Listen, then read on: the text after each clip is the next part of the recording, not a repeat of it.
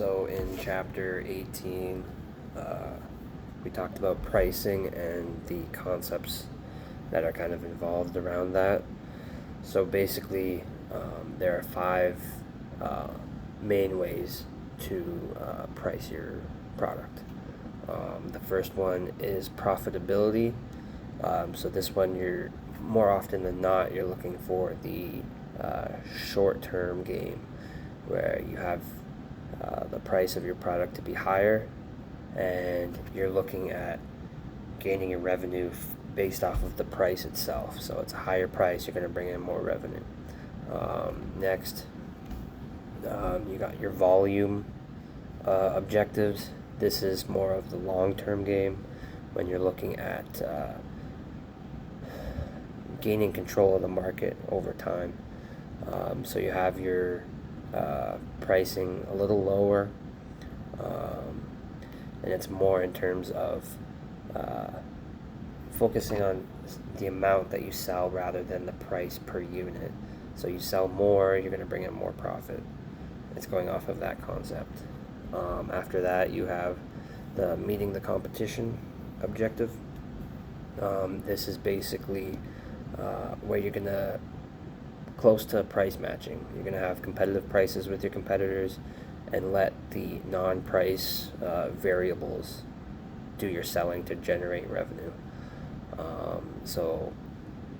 But that one, you're going to want to have maybe a product that can stand out a little more, something that's going to drive people to buy your product over the competition's product because they're evenly priced. Next, you got value pricing. This one is more based off of setting the price to be a lot lower than the competition. So basically, when you do this, not necessarily a lot lower, but definitely lower than the competition. When you're doing this, you have to try and convince the customers that your product is just as good or even better than the other ones. A lot of the times, people see a high price and things that are priced very high to be more luxury, more expensive things, and more valuable. When you price it lower, people can think that the product is not up to standards or something like that. So you have to try and convince the customers that even though your product is priced lower, it's still worth your while to buy it. So that's basically what that is. Then there's prestige objectives. This is basically you want to maintain like a status for your product. So you're going to price it very high. You're going to want people to want and desire your product. So with the higher prices, like I said before, people are going to value it a lot more than regular stuff, or regular priced products. After that, you have your not-for-profit objective. So there are definitely a bunch of different ways for price determination. The first one being supply and demand. That is something that not necessarily people have an influence on, but there's something like that. And then there's also something like pure competition, where no companies within the industry are able to kind of influence the price. It's just the way it is. There's also different products that people expect to pay a certain price for. If it's priced a lot higher, people are gonna be like, "What's up?" Like something's wrong with that, because they expect to pay a certain price, like it's like a universal thing. There are different market structures that will also play a role in the pricing.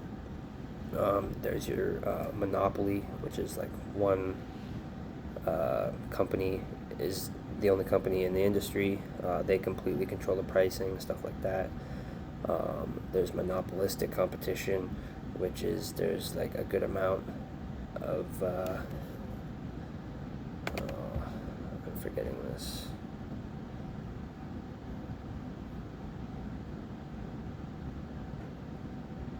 Oh, so it's more of like a diverse um, parties involved.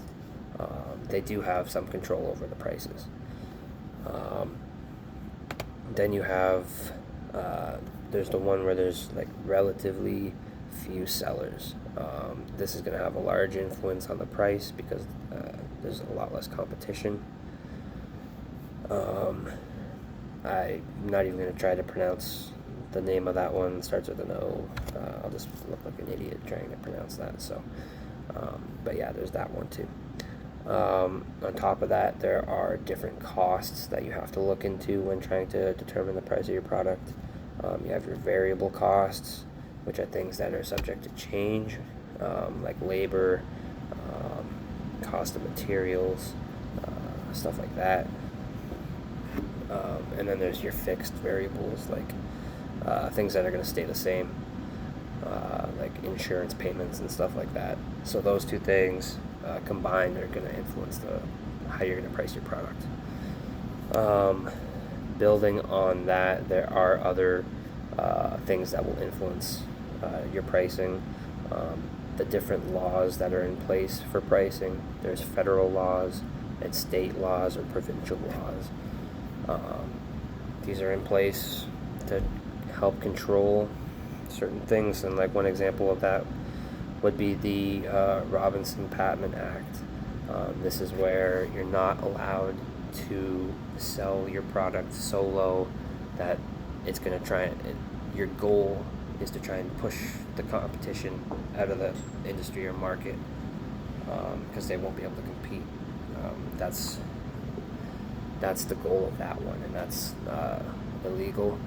And basically, sometimes even companies will go as low as losing money when they price their product for a short period of time, drive out the competition because they can't compete. Boom, they have control over the market. That's something that we talked about in class. There's also price gouging. This is illegal too, taking advantage of people.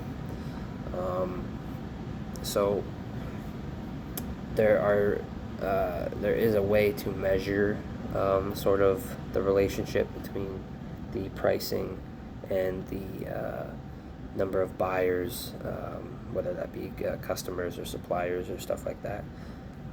That would be elasticity. Basically, there are a lot of ways that influence elasticity. One of the things would be, is it a necessity? Is that product needed?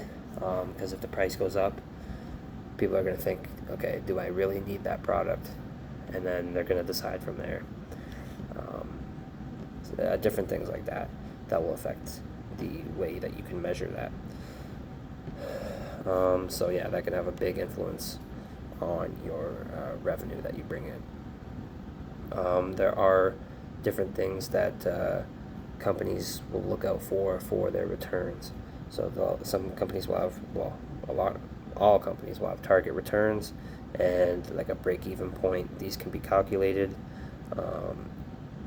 For example, the break-even point can be calculated by per dollar or per unit. Different ways to measure it. This is the point where the cost of making it and distributing it and the cost of the revenue that they bring in evens out. So that's something that companies are going to want to keep track of and keep a close eye on. And then lastly, you have there are different ways that you can distinguish the features on like the four markets that I talked about before, the market structure with the monopoly and stuff like that. So there's the list here is the number of competitors that can have an influence on whatever structure that company is in, whatever market that is in. Uh, the ease of entry into industry by new firms. Um, if there's like a big rush of competitors that come in all at once, that can have a huge effect on the price. The similarity of goods or services offered by the competing firms,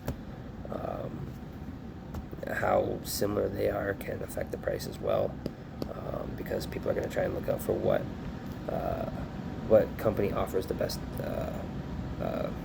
features and best product. There's also control over prices by individual firms. Certain industries are going to have different controls. For example, the pure competition one isn't going to have any control over the price. And then the monopolistic competition will have some.